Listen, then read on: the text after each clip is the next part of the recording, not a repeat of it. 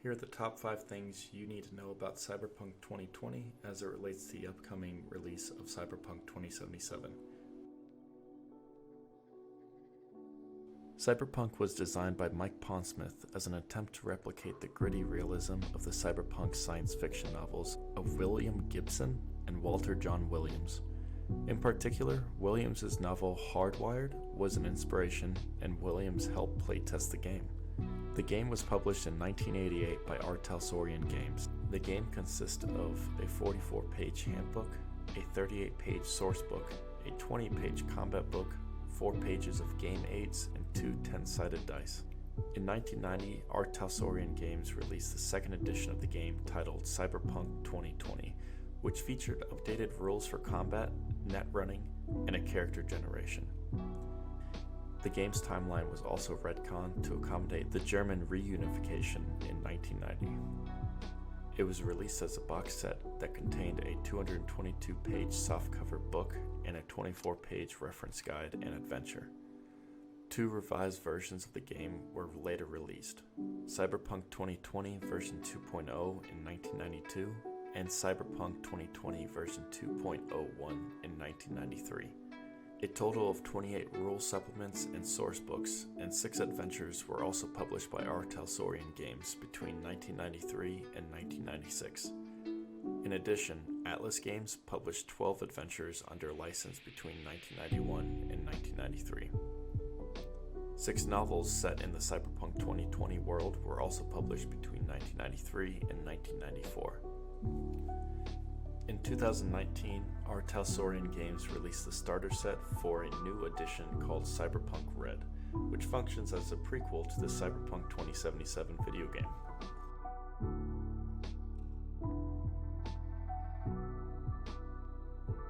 CD Projekt Red, or CDPR, is the developer of the upcoming Cyberpunk 2077 video game and is most likely the reason the game is so hotly anticipated.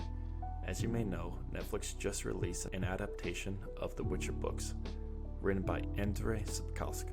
Seeing as it has received a lot of approval from fans of the series, it should be noted that the Witcher series was actually a video game trilogy before it became a TV show, and many people would argue that the success of the video games is what helped build the hype around the TV series.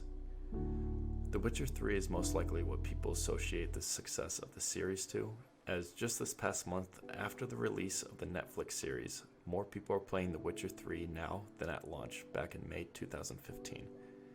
So why is The Witcher 3 important to the Cyberpunk games? Well, other than a spoiler I won't get into about one of the Witcher characters, CD Projekt Red is revered as one of the greatest publishers of this generation, focusing on story and gameplay over monetization, and the love from the fans has helped build CDPR's reputation as an honest game publisher. CDPR even tweeted out about a year ago that we should expect nothing less than what we received from The Witcher 3. And if the gameplay we've seen so far is what to expect, I'd say we're in for a game well worth playing. The world of Cyberpunk 2020 is full of violence, rock and roll, and technology. Here's a brief snapshot of the US history up until 2020.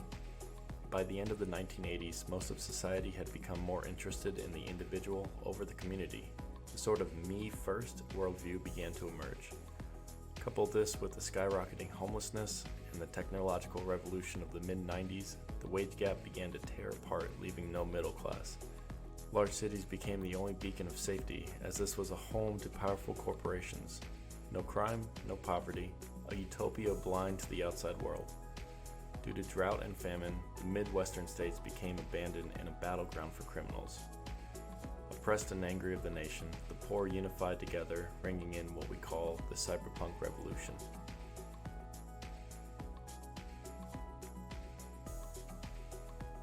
So now you've heard the word cyberpunk many times during this video, but what exactly is a cyberpunk? Well, it's a combination of cyber, which is the nickname for cybernetic, or fusion of flesh and machine technology, and punk, which is the genre of rock music from the early 1980s that epitomized rebellion and violence. But how did cyberpunk become, well, cyberpunk? First, it began with the writers, or the grand old masters, of the cyberpunk genre, depicting a future where man and machine would become intertwined. Apparently, this future was exactly what the world was moving towards. Soon enough, the vision for the future met up with the realities of the present, and a sort of cultural technoshock set in. Technoshock is when technology surpasses people's ability to comprehend or fit it into their lives. People get irrational, violent. People feel helpless in the face of the universe, and eventually the whole society grinds to a halt, the victim of a mass psychosis. This technoshock became known as the collapse. From the collapse, people reacted in generally one of three ways. Some waited for direction from their leaders. Others tried to turn back the clock on technology, beginning what is now known as the Neo-Luddite movement. But the final group accepted their reality for what it was and hit the future head-on, establishing the Cyberpunk movement. The life of a cyberpunk is not one of melancholy or relaxation. To live like a cyberpunk, you must follow three simple rules. The first, style over substance. Doesn't matter what you're doing or even if you messed up. As long as it looks like you planned it that way, you're in the clear. Normally clothes and looks don't matter, but in this world, having a leather armored jacket and microshades is a serious consideration. Number 2, attitude is everything. Think dangerous, be dangerous. Never walk into a room when you can stride into it. Never look at someone unless you can make it your best killer look. Use your best "I'm bad and you aren't" smile. And the third is live on the edge. Life is short, therefore you should never sit idly by. Cyberpunks are risk takers and will risk their lives for more money, fame, or just because it's fun. They're the ones that are starting the rebellions, or the ones that are beginning a social movement. Hey guys, thanks for making it to the end of the video. I really enjoyed making a lot of this content for this video, doing a lot of the research and seeing what Cyberpunk 2020 and subsequently what Cyberpunk 2077 will most likely be like.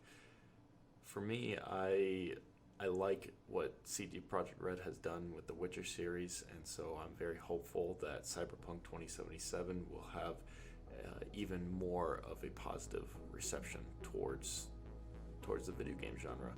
And I hope you guys liked the video I made. There's a lot of history with Cyberpunk that I would like to go into more depth in the next few videos, but I'd also like to know what you guys would like to see in the future too. Please leave a like, leave a comment if you didn't like something in the video. I mean, I'd really like to hear what maybe you'd like to see in the next video. And yeah, with that said, thank you so much, and I'll see you in the next video. Bye.